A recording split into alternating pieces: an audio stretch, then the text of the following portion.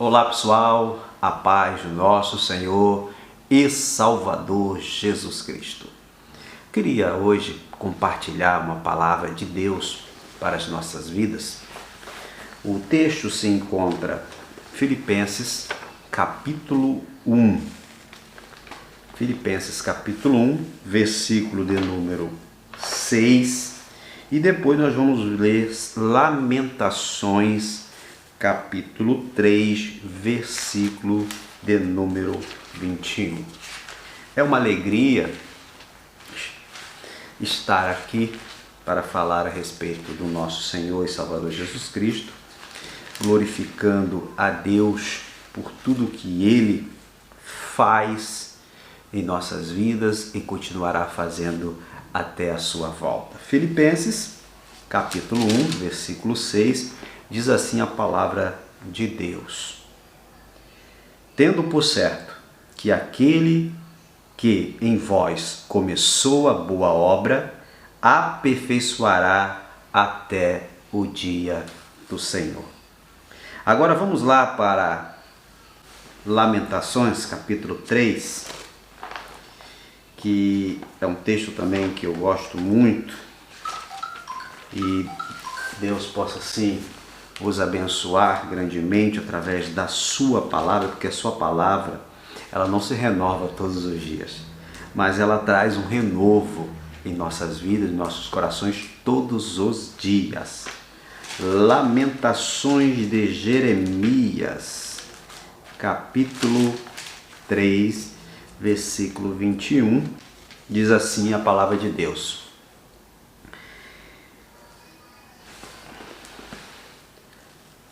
entretanto, disto me recordo, e portanto tenho esperança.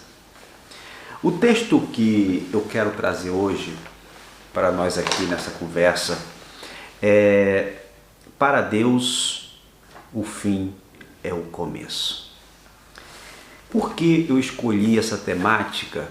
Pelo seguinte: tem muitas pessoas que estão passando adversidades, e haja vista que tem acontecido no mundo, que tem acontecido em todas as partes do planeta, vocês já sabem o que eu estou dizendo, e este grande problema que assolou o século XXI tem tomado as pessoas de grandes questionamentos. Perguntas são colocadas em nossas mentes todos os dias: o que será de amanhã? O que eu vou fazer? Será que eu vou sobreviver? Enfim. Mas eu quero dizer e trazer nesta mensagem, a qual eu me propus a trazer para vocês neste dia, que para Deus o fim é o começo. Às vezes você está passando por uma adversidade, uma luta tão grande, ou passou por alguma luta, mas as pessoas olharam para você e disseram: poxa, chegou o fim dela. Não tem mais jeito, não tem solução para aquele problema daquela pessoa. Mas aí é que Deus entra em ação. Deus entra, muda tudo. O cativeiro, muda as circunstâncias, independente se as circunstâncias sejam desfavoráveis, Deus vai entrar no negócio, vai produzir uma cena diferente daquela cena que você está vivendo. Deus vai mudar a situação da sua vida. Então, essa temática ela é muito sugestiva para os nossos dias atuais. E quero dizer para você, abrir logo um parênteses aqui, que apesar de todas as circunstâncias serem desfavoráveis, Deus é o que dá a palavra final. Glória a Deus. A última palavra que Jesus diz lá na cruz do Calvário é o seguinte: está consumado. Ali não havia advogados, nenhum juiz impetrou um pedido de de perdão, um pedido para que tirasse aquele homem da cruz, porque aquele homem era inocente, aquele homem não tinha falha, não tinha errado coisa alguma. Ele somente defendeu aquilo que ele entendia, o que estava trazendo eram as boas novas para a humanidade. Ninguém se levantou contra o Império Romano, ou pessoas do poder judiciário se levantaram para tentar defender aquele homem. Enfim, a única palavra que aquele homem, humilde, sereno, que trouxe ao mundo uma perspectiva diferente de vida presente e de vida futura. Ele somente diz: está consumado. Jeremias, quando Israel esteve no cativeiro babilônico, ele escreveu poemas para descrever a angústia que ele passava e que o povo passava. Então ele escreve Lamentações 3:21. Eu quero trazer à memória aquilo que pode dar esperança. Nós, seres humanos, temos um problema muito sério, que facilmente esquecemos daquilo que Deus já fez em nossas vidas. Veja só Israel. Israel era um povo abençoado por Deus, um povo que foi tirado do Egito, do cativeiro, foi levado ao meio do deserto e Deus providenciou tudo para aquele povo, por uma promessa deles entrarem numa terra prometida. Mas mesmo assim aquele povo esquecia facilmente de tudo que Deus fez e fazia em suas vidas. Assim é nós. Às vezes esquecemos o que Deus já fez, aonde Deus tirou a gente, aquilo que Deus já nos deu, os milagres que realizou em nossas vidas. Esquecemos facilmente. E Jeremias, com isso, ele traz essa mensagem para a igreja, para Israel. E quero trazer hoje para a igreja. Quero trazer à memória aquilo que pode me dar esperança. Quando você estiver diante das circunstâncias desfavoráveis, não há jeito, não há saída, traga à sua memória o que Deus já fez. Quando você começar a relembrar e lembrar o que Deus fez, da onde Ele te tirou, você vai se alegrar em Deus e vai entender o que Deus é, o que Deus sempre será em nossas vidas. Mas o que pode dar esperança diante das adversidades? É difícil às vezes a gente trazer uma mensagem para alguma pessoa que está em uma circunstância totalmente desfavorável, seja por doença, seja por falta de emprego, enfim, é difícil. Mas como posso ter esperança diante da adversidade? É interessante que esperança é a disposição do Espírito que induz a esperar que uma coisa se há de realizar ou suceder. Isso é ter esperança. E em meio a tantas coisas, em meio a um século totalmente desfavorável, aonde há muitos problemas, é difícil ter esperança. Mas eu quero dizer para você que a nossa esperança não consiste em vacina, nossa esperança não consiste no dinheiro, nossa esperança não consiste na força do nosso intelecto. A nossa esperança, ela vem de Jesus.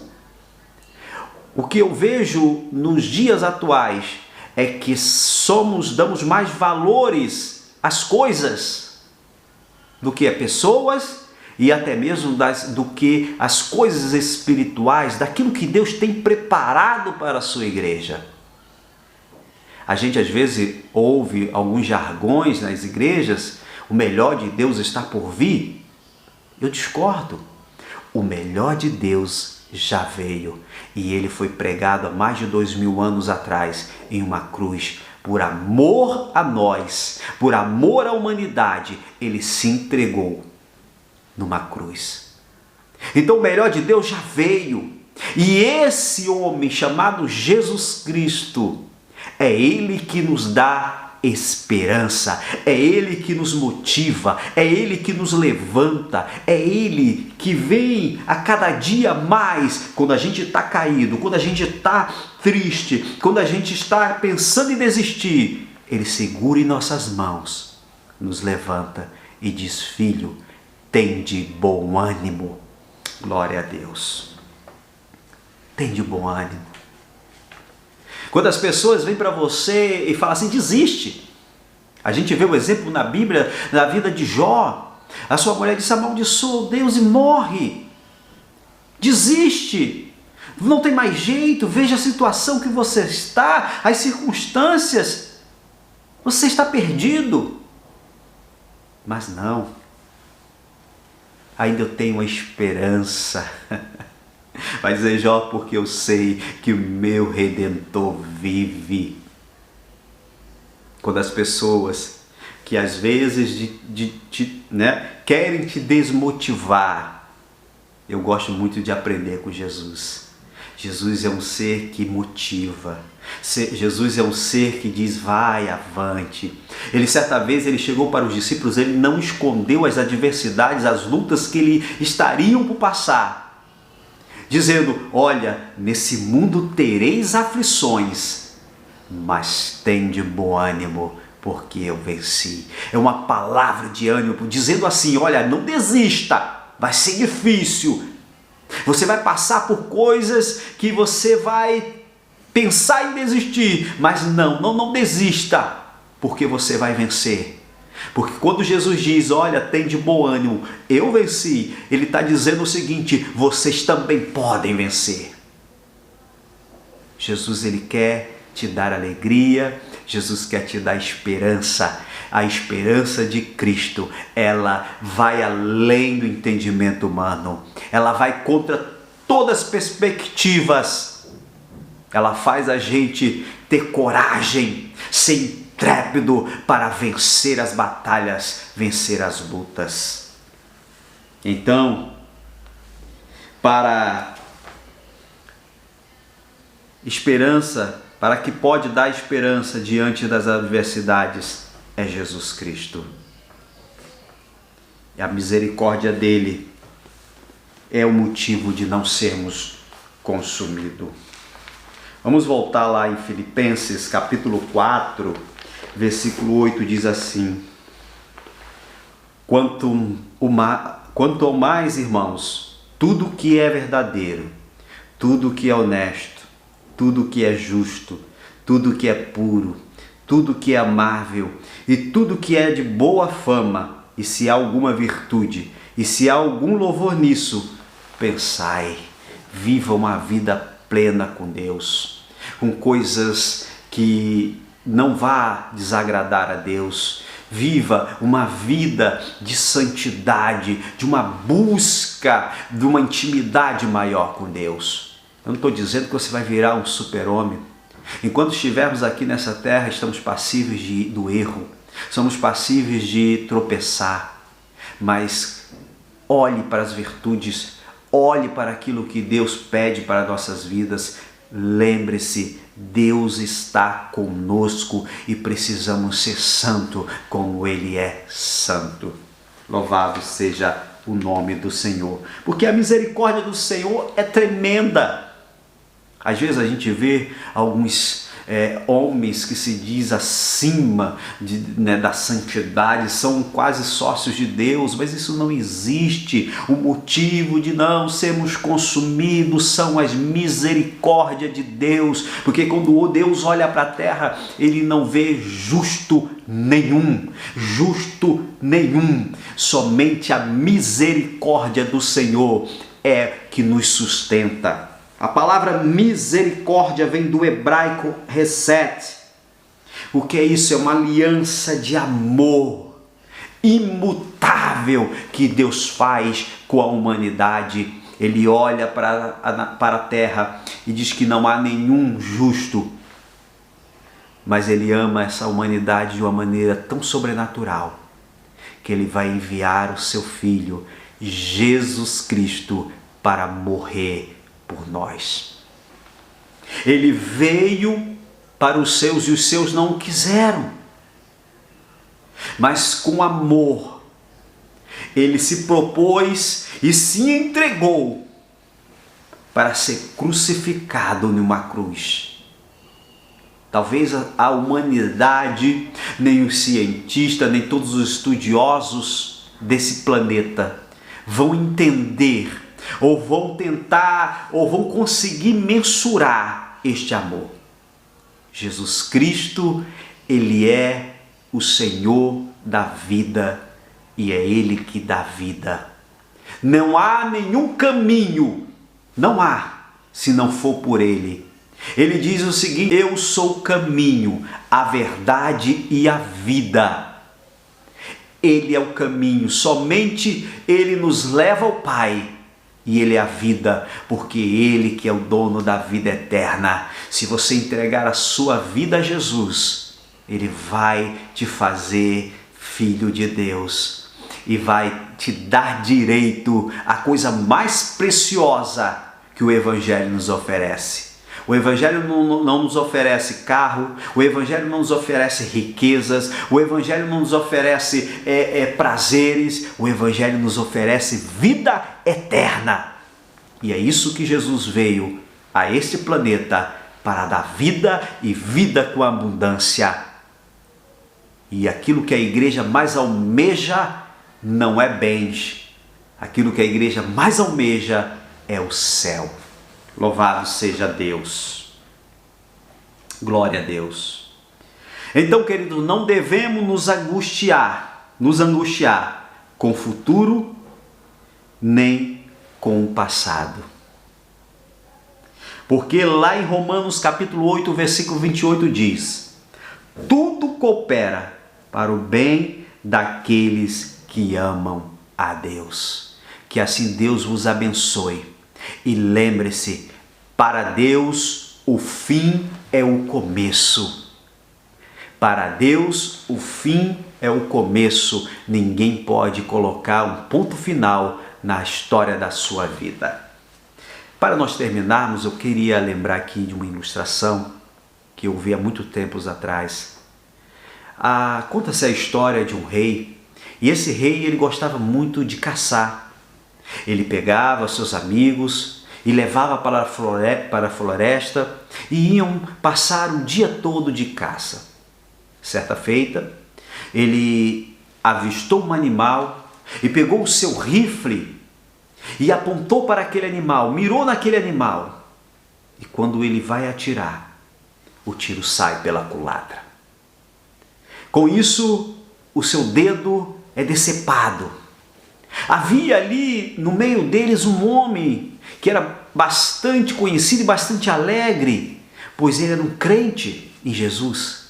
E tudo que ele fazia, ele dizia: Jesus é bom. Jesus é bom, glória a Deus. E quando ele olha para o rei, ele pronuncia isso. Aquele rei ficou enfurecido. Imagine, ele acabou de perder um dedo. E pega aquele homem e manda lançá-lo na prisão.